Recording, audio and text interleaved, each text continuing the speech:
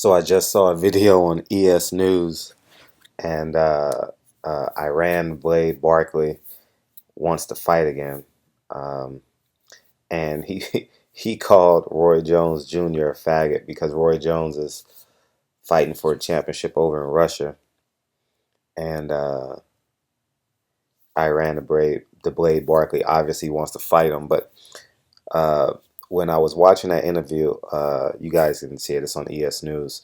Uh, when I was watching that video, what brought to mind is during the I forgot to do a video on this, and I'm glad I saw this. When I was covering the Mares and Santa Cruz fight, I actually had lunch with Joe Cortez, and Joe Cortez said when Iran the Blade Barkley fought Roberto Duran, I think that was for Roberto Duran's fourth title or something like that.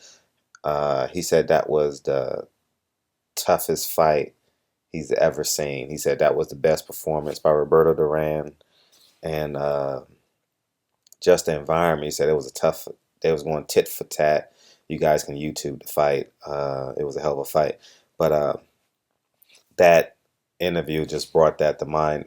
And I was asking Joe Cortez about um, his career and what he's doing now.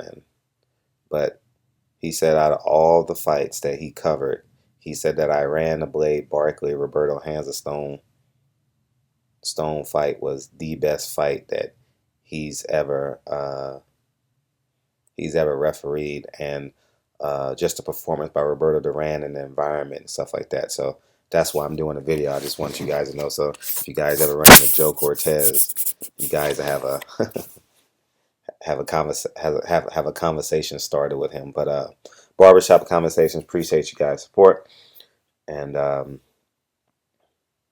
we have Quillen and Jacobs this weekend. I'm still so undecided on that fight. I have no idea who to pick, but I'll have a decision by Friday night, Saturday morning. But and don't forget Anthony Joshua fights too. Uh, I believe it's the 12th. So I think he's the next big time heavyweight. He reminds me of when I was a little kid. I didn't know much about boxing back then, but I was fairly young. But I remember when Frank Bruno came across and got destroyed by Mike Tyson. But he has a body kind of like Frank Bruno, uh, and it just reminds me of the next British heavyweight or something like that. But anyways, barbershop conversation. Appreciate you guys' support, and I'll be bringing you guys more boxing content. And again, if you guys have any topics you guys want to discuss, just put it in the comment section.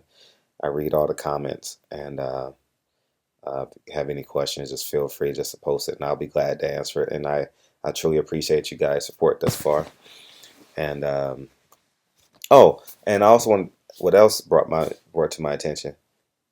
Why does boxing commissions sanction fights with guys in their late 40s and early 50s? It doesn't make sense at all. Mm. And the reason why I say that is um, your equilibrium is off. I I didn't Google how many fights Iran Barkley has fought, but if he fought at 147 and now he's fighting at cruiserweight, he's gained 50 pounds. And two, he's gained 20 years. So he was 25-4 when he fought Roberto Duran, and that was in the 80s. So only God knows